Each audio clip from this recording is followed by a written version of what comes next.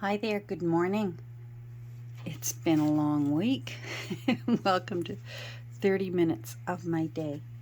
I thought, you know what, I'll check in and then I'm probably gonna disappear again for the week. But I'll catch up with you and let you know what I'm doing with this next new book that I'm working on. And I got her a little while ago, but she's been tugging at my heart, and so it's time to make her pretty and turn her into a junk journal, a really shabby, pretty junk journal. So I'm working on Peg of My Heart. So I've already got a bit started on her. I have refortified this spine. I had to glue some of it together again because, as you can see, you could see through the hinges, mostly on the back and not on the front. The front was mostly grimy. Unfortunately, if I scrubbed too hard, the ink came right up. So I am opting to just put several layers of sealant over the grime, and this book was published in 1913, so we're simply going to seal in underneath a couple of coats of sealant the grime, the 120-year-old grime. Now, I did a little research into the book, as I always do, just to make sure. As much as I enjoy and have no problem taking apart books, I do like to check and make sure. So I look online and make sure that it's not rare, that it isn't worth more. Do you know what I mean? Like I'm just as happy to sell it if I've found an unusual book that I could resell. Peg of My Heart, this copy is a first edition. So, but they published a bunch of them. So you can get them. They're on eBay, they're on Abe Books. You can get them in better condition than this one was. This one, you can see, has quite a bit of water damage. You can tell even here that there has been water damage. Fortunately, no mold, but definitely water damage. I did my little trick. The hinges here, I'll finish my thought, don't worry. But the hinges, especially up top and down here, were almost completely gone. So they really needed some support. And so I opted to do what I've done before, and that is to line the spine with fabric upside down, because I suspect with opening and closing that these hinges are still going to continue to wear away, and as they wear away, this is the fabric that I used. So that's what will start peeking through, and I think that will add to it. I'm still deciding whether to leave the hinges. I rather like them kind of grimy like this, but I'm open to running some lace down these hinges. I have a little tiny pretty little flower lace that is so perfect for hinges that are in sad shape. So I have time to think about that. But in the meantime, because this book took quite a beating, I have no idea what it went through to end up in such sad condition. And I did already get started a bit on it yesterday. The title of it, Peg of My Heart, there, and the author, J. Hartley Manners. And there's 4 shamrocks here. There's a shamrock, and then the title here. Obviously, the water damage. We lost the embossing of Peg. The Peg Oh My is, it just lifted into nothing. You can still see heart, and you can still see manners there. And that you can see there was 1 shamrock right there. So in the original, if you looked it up online, you'd see the original, this, all this work was actually a dark green. So I already got started on it. I just thought I would sort of give it a little, I don't want too much. I don't want it to look too brand new. If you hear noise outside, my neighbor is making her yard lovely, and her whippersnipper is going. So I'm using my watercolor pencil. I at first attempted to actually use watercolors, and then I realized, what am I doing? I'm going to lose my embossing by going at this with water. So that's when I realized I'm going to use my watercolor pencils. Because they're watercolor pencils is another reason for sealing it, because if it got wet again, it wakes up the paint. So by sealing it, it will stay put. So again, I'm not making it as dark as it originally once was in its glory days. Oh boy, that, I don't know if you can hear it. That whippersnipper is really loud. We have one neighbor. Their pool is so big that they really don't use a lawnmower. They just use their whippersnipper to do whatever grass is in their backyard. And so it can be a little bit noisy. I'm just going to, boy, I think about my pronunciation always too late when I'm reading it, when I'm editing my videos later. There we go. So I'm just going to give this a little bit of, so you can tell that at one point there was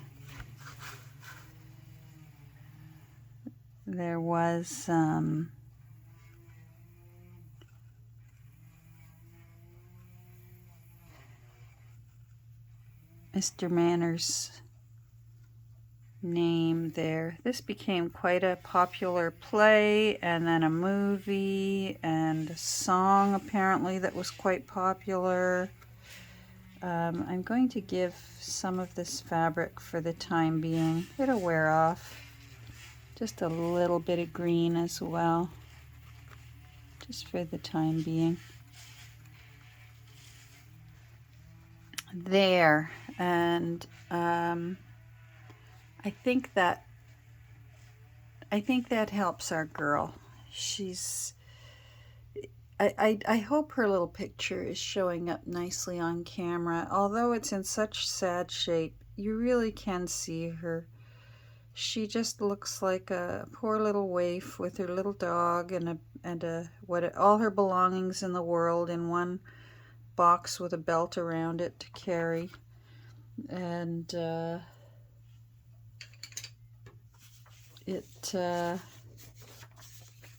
don't know. I think this is rather a perfect book to become a junk journal, because it deserves to be something pretty. So I'm going to be using this fabric, our lovely Mr. William Morris, as the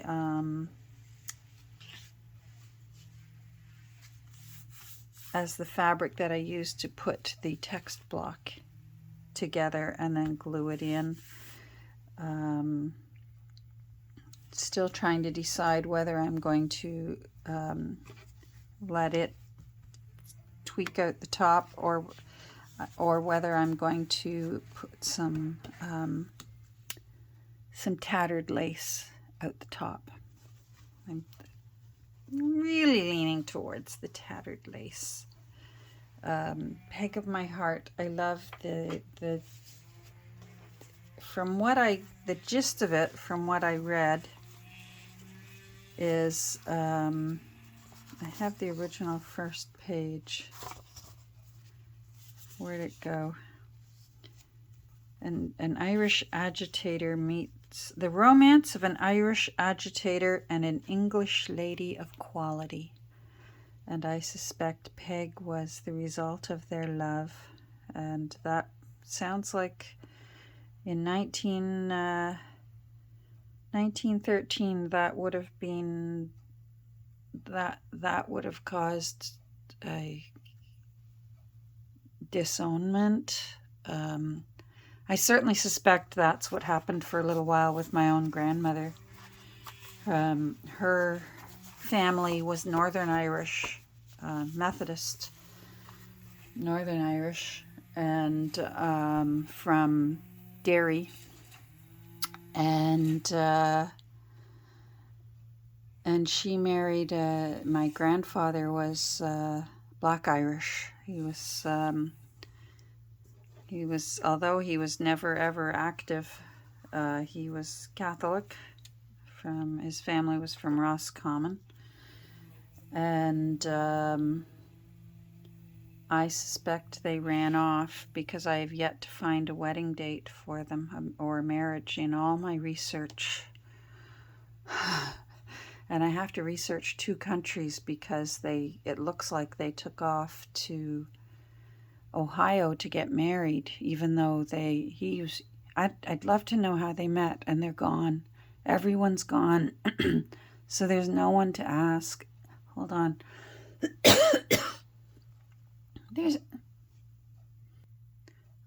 That's better. Although I think I've given myself the hiccups with that coughing fit I had. There's no one left to explain how on earth they met, because he was from Aurora, Newmarket, and she lived out in what then was called Cooksville, which is now got absorbed and is part of the massive city of Mississauga, Ontario. And so how they ended up down in Ohio, Mansfield, Ohio. So my aunt and my uncle, my mother's older brother and older sister, were born in Mansfield, Ohio.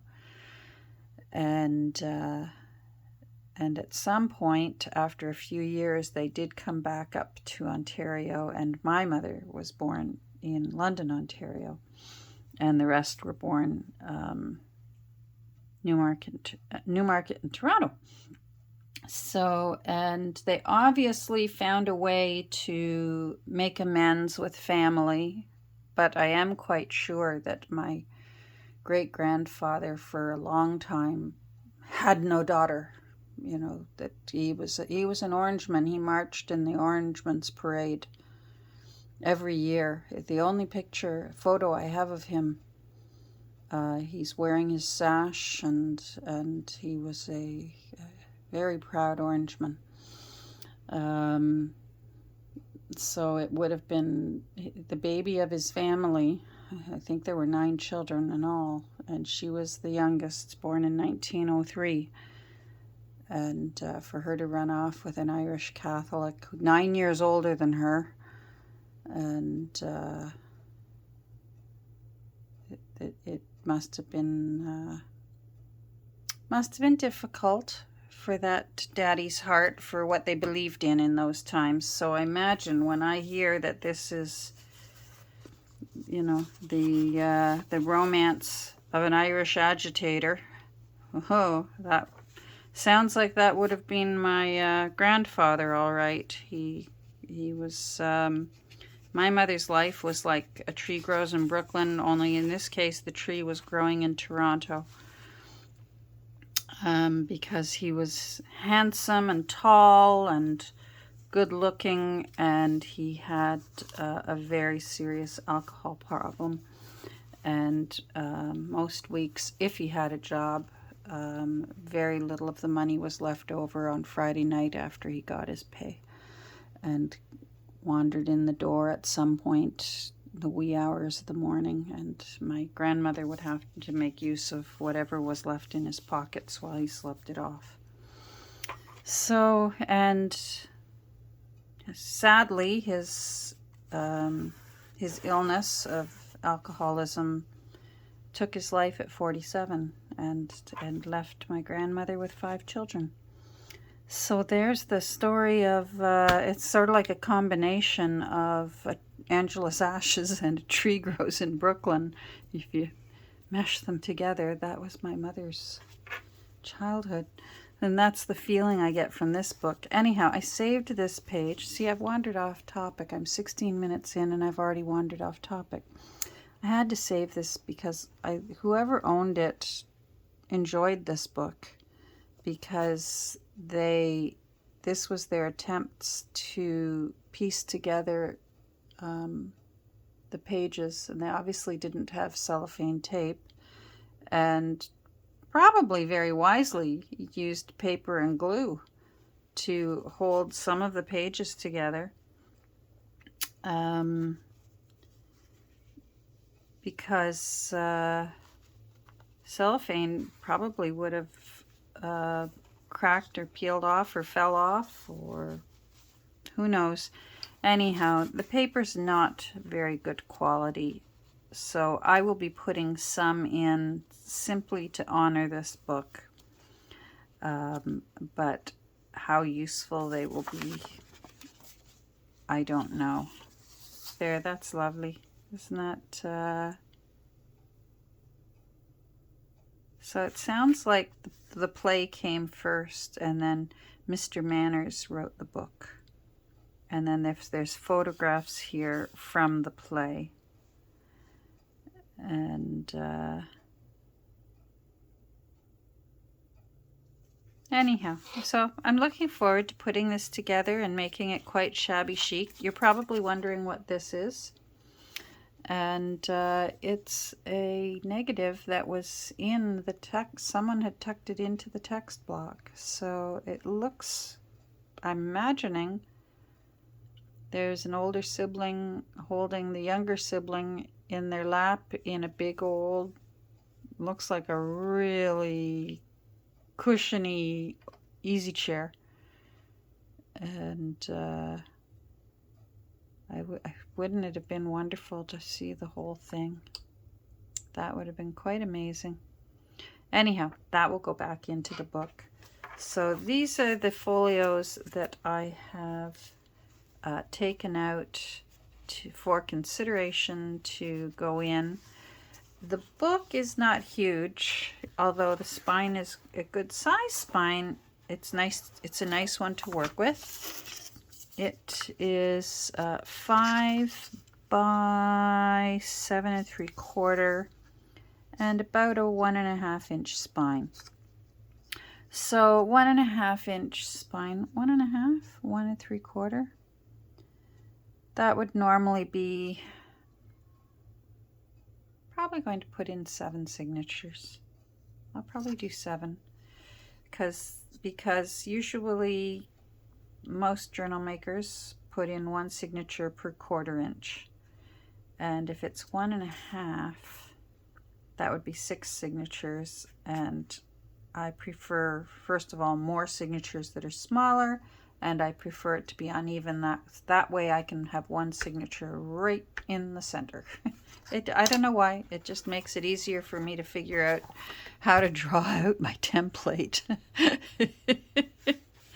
So I didn't put anything else into the hinge except for this fabric. I used PVC glue to glue it in, because, as I said, I suspect this is going to continue wearing down and the fabric will show through.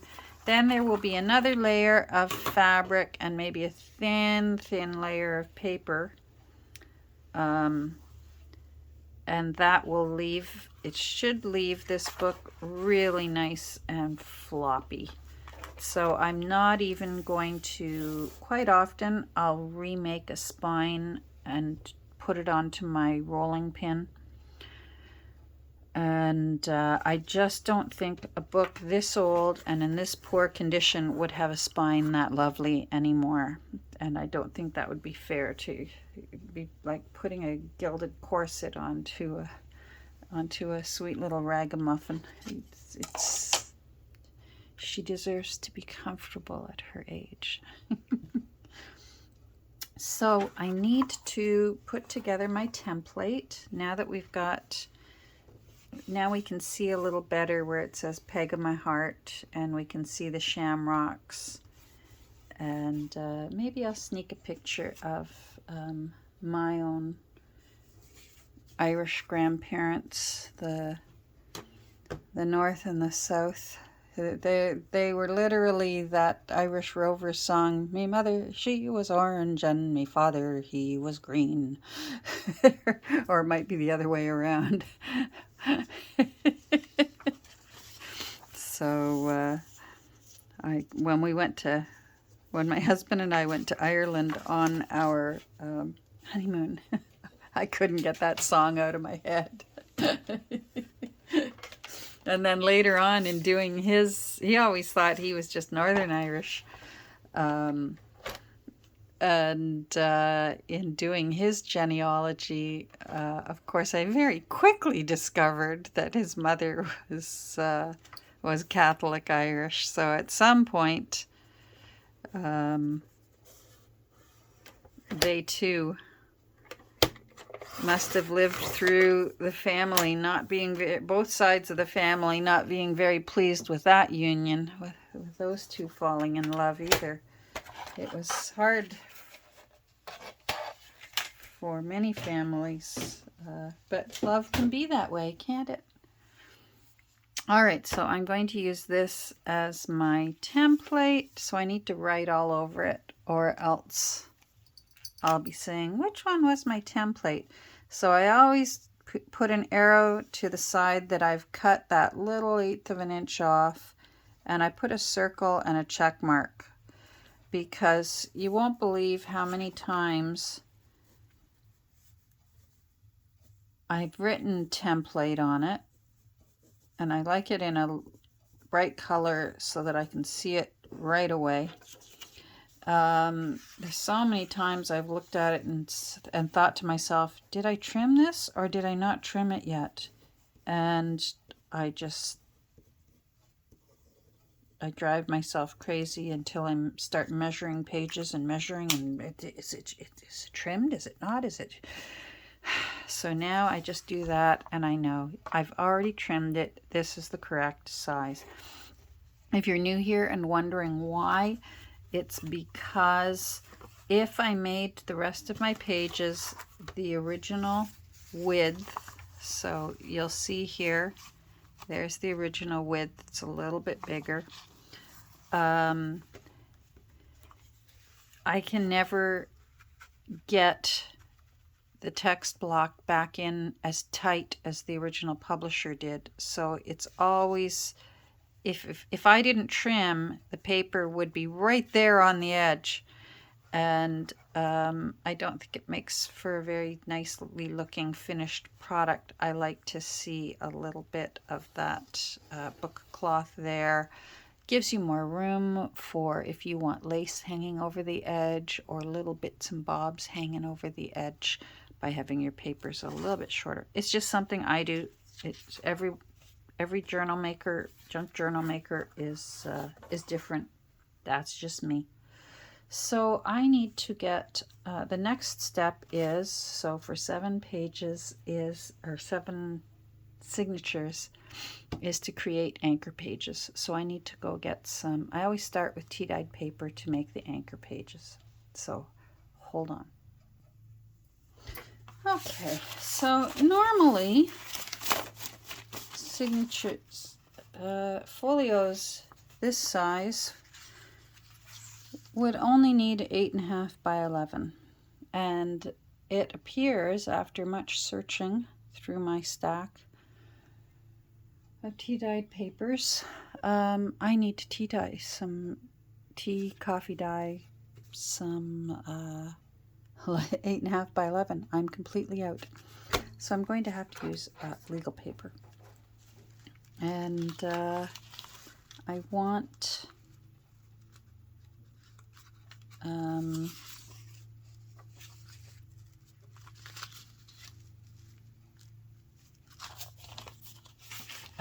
to be able to have a rough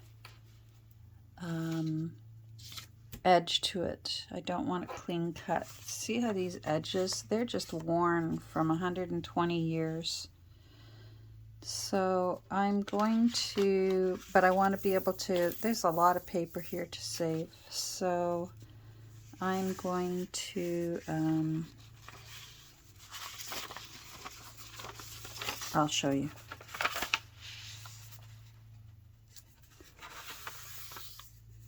And I'm sure there's an easier, faster way to do this. But far be it for me to do things the easy, faster way. So I am just going to go through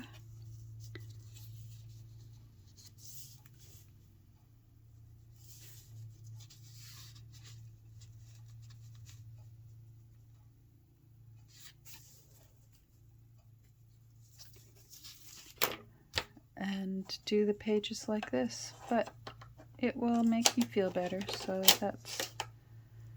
that's okay.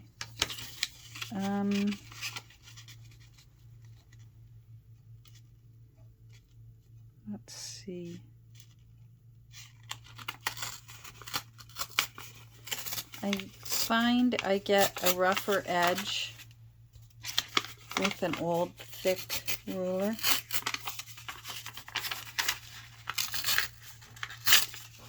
Oh, well, I didn't do that one well.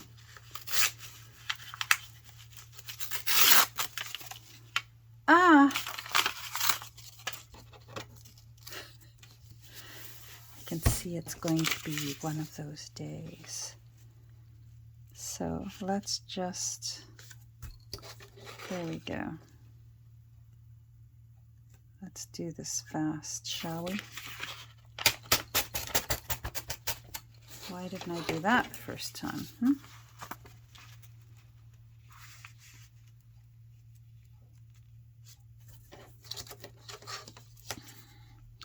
Tea dyeing or coffee dyeing stretches your paper and changes the shape of it. So by pre-folding your paper and cutting new edges, it will bring you back to having a proper rectangular shape.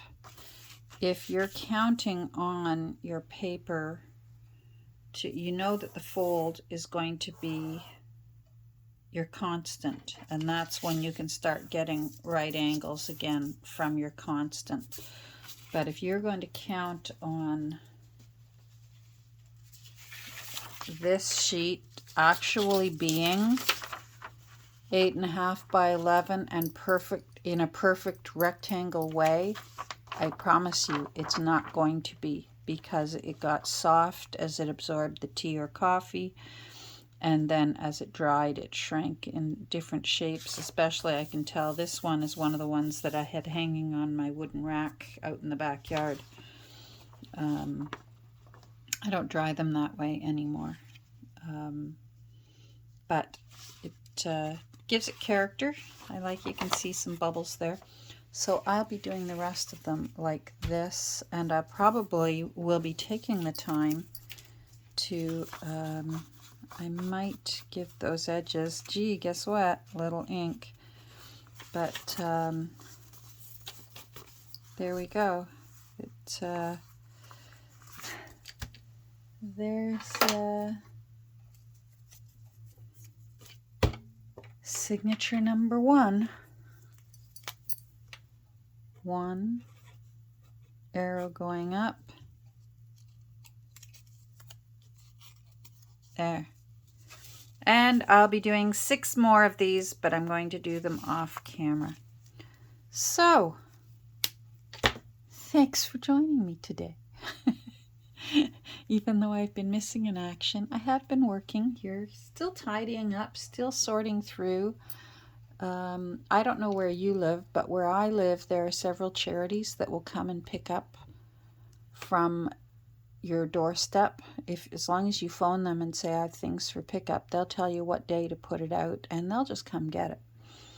And I love that. And I make sure I am a standing pickup on their list. And I always have a box in my hallway, and I try and put something in it every day, whether it's an article of clothing, things from around the house, not just my craft room here, but just from around the house. I am amazed at the clutter. 2 old people. I shouldn't be amazed. I had to clean out my parents' condo. Thank goodness for the help of my children and my good husband and brother. And I'm trying to just get that done. So I have 3 boxes out front today that are going to charity. I feel good about that, and I worked on that last week. It felt nice. And I worked in here last week, and thank you again for the lovely comments and compliments for Harry Rice and the Practical Bookkeeper. The Harry was, a lot of people were wild about Harry. I'm just wild about Harry. Thank goodness that's less than 8 seconds, so I can sing it, although it's probably old enough. There's no copyright on it anymore. Anyhow, as ever, it's a long goodbye. Have a great rest of your day, and I will probably see you next week. Take care. Bye.